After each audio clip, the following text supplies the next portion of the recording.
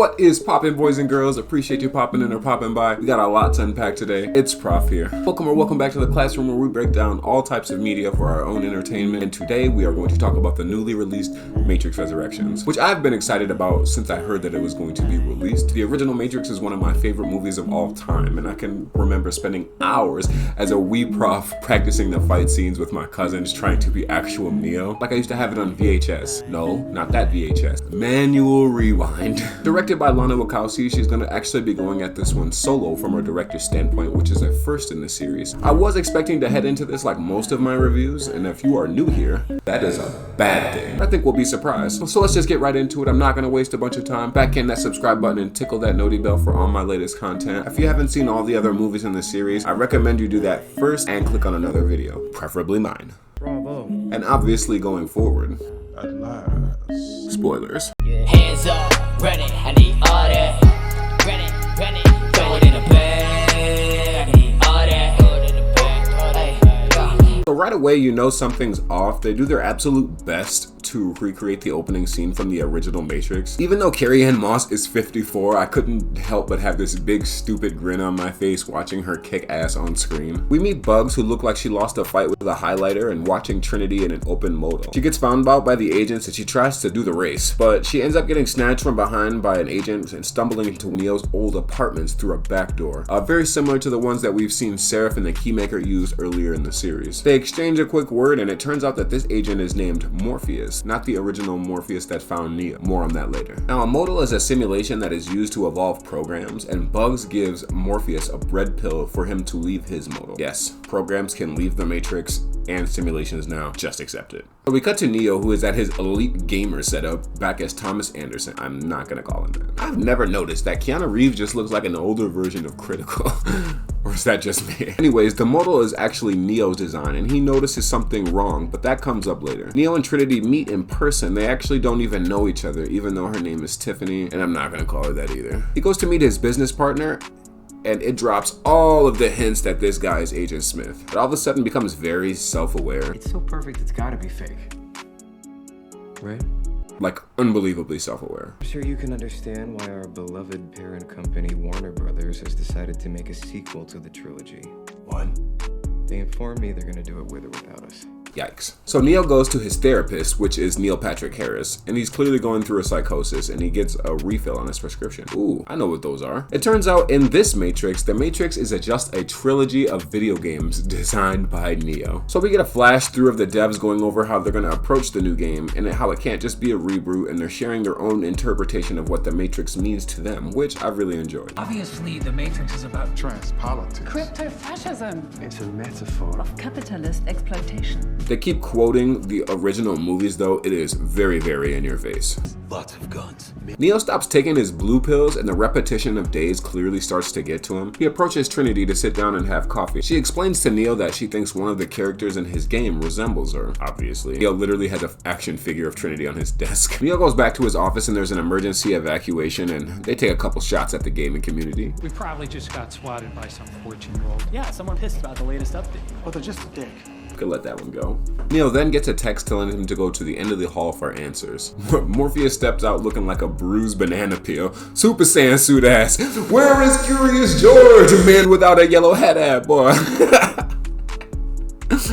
Morpheus gives Neo a red pill and I just love Keanu's reaction. No. A SWAT team busts in and Morpheus is akimbo wielding weapons with unlimited ammo. And Neo starts going through a psychosis like a clear series of flashbacks. And if you needed any more confirmation that his business partner is Agent Smith, Mr. Anderson! there you go. It immediately cuts back to Neo at his therapist's office, completely dry, like nothing had happened. So they're all making Neo feel crazy, and understandably Neo goes and hits the bottle. He goes to step off the roof of a building and Bugs saves him at the very last minute. It's a little convoluted at this point, but I'll try to sum it up as best I can. Neo actually survived the events of the first trilogy and was reinserted into the Matrix as a game designer, creating the game The Matrix. The machines are using Neo's memories against him, making him feel crazy and disassociated, like he's unable to tell his game from reality, when in actuality he keeps trying to wake himself up, and the machines have placed handler programs around him to keep him in check. And they have also kept him alive for over 60 years and altered his DSI, which is his digital self-image. Somehow they were able to alter your DSI loop. This is how everyone else sees you. No. We'll get to why later. Presented with the classic choice. Real. If you want out, you'll take this pill. But if you are where you belong, you can go back to this every day, over and over, forever.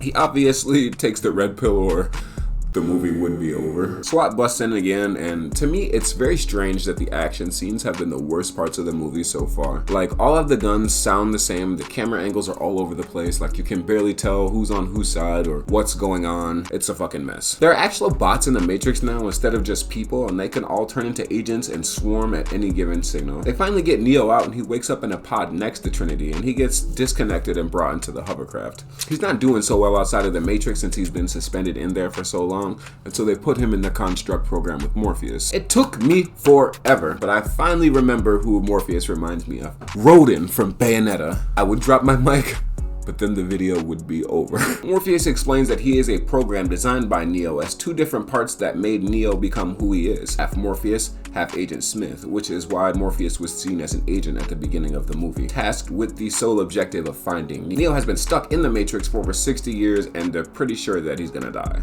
So Morpheus starts beating him up to wake his fighting spirit. It's a little corny.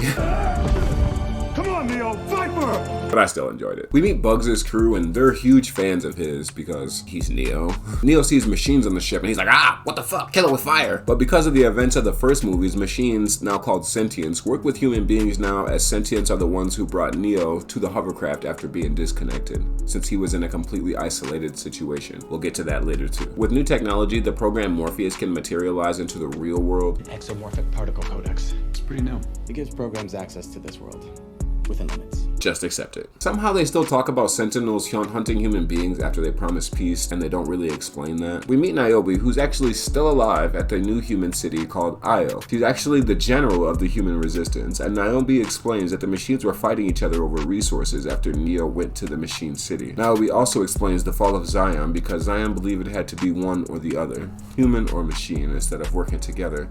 And in Io, they grow fruit and humans work together very well. Despite being happy to see Neo, Niobe still locks him up because of the danger of him returning back to the human city. It doesn't last long though. Morpheus and Bugs show up in the ship to bust Neo out and go save Trinity. The updated version of Agent Smith tells Neo to stay out of the Matrix. For some reason, all the exiles want him dead, and it literally never comes up again, so I'm sure it's just for the callbacks like an old ass Merovingian.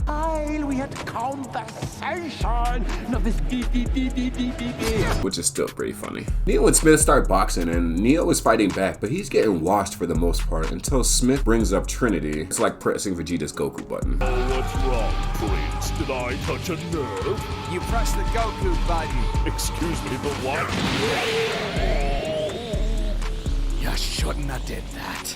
Finally, after being unplugged, Neo goes to see Trinity in person, and psych, Neil Patrick Harris pulls the okie doke on him. His therapist, NPH, is the new Matrix architect. Basically, he resurrected them both and uses their relationship to stabilize the Matrix, summarizing that the human race is just about wanting what they can't have and fearing they can't have what they want, which is quite a deep insight, to be honest, but it's the Matrix. NPH has a crazy good bad guy monologue, and I just love him as this villain. As a side note, This, oh no, can you stop the bullet? If only you could move faster.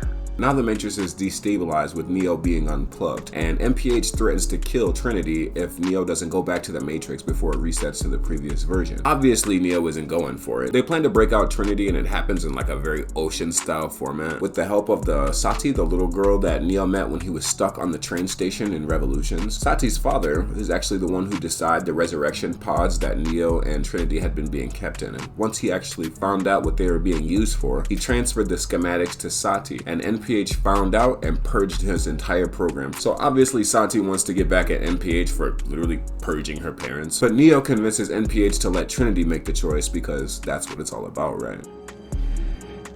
My name is Trinity, and you better take your hands off of me. Once again corny, but I still liked it. NPH obviously isn't gonna let them go, otherwise his version of the Matrix is gonna be reset. But even Smith is beside himself about the dishonesty of the architect. Smith? What does the world come to when you can't even trust a program?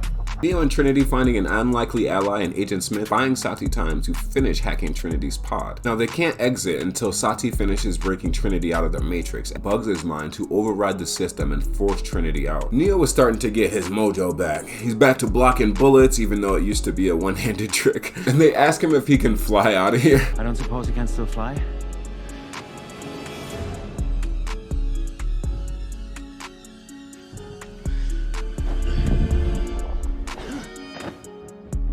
Yeah, that's not happening.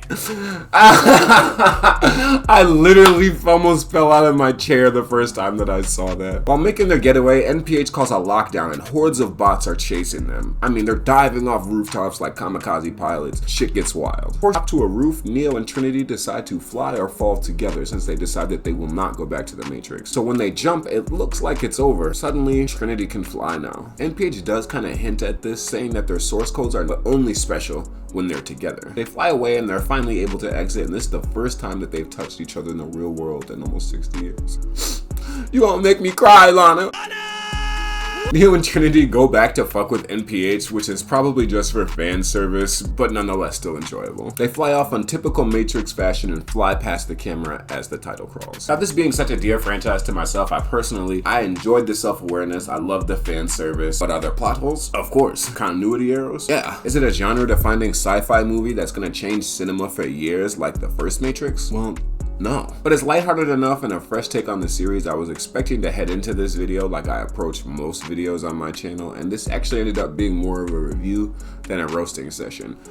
Sorry, Morpheus. Obviously, the wire foo is going to be turned down just a little bit. I mean, Neo's almost old enough to collect Social Security. If you're still watching this is your second reminder to leave a like. It really does help the channel. I am going to give this long-ass script a rest and go enjoy the outside.